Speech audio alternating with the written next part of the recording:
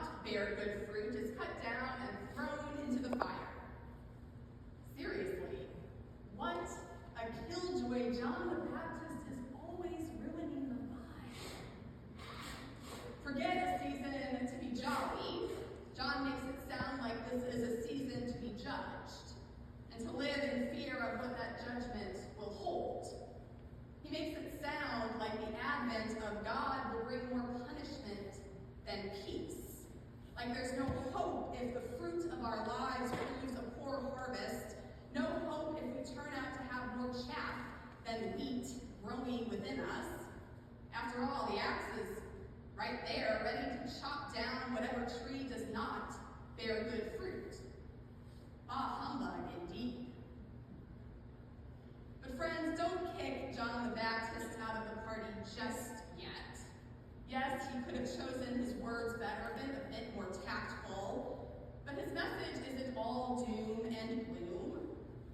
Because this voice in the wilderness, the one whom the prophet Isaiah foretold, knows well what God can do with a tree that has been cut down. It's what God did with the family tree of King David, with a whole household of God's people who had turned away, with a whole kingdom that had failed to judge the poor with righteousness and decide with equity for the oppressed of the earth. This tree had stopped bearing good fruit, so it was cut down.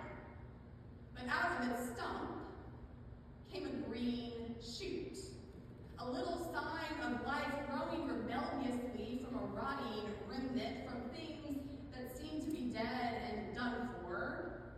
Not only did that tender shoot spring forth where new life seemed impossible, it grew into a sturdy branch, a righteous branch, a strong signal to the nations.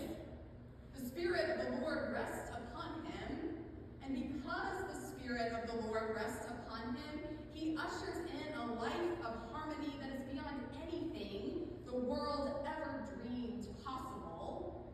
A life of harmony where the wolf lives with the lamb and the leopard lies down with the kid, and no one hurts or destroys.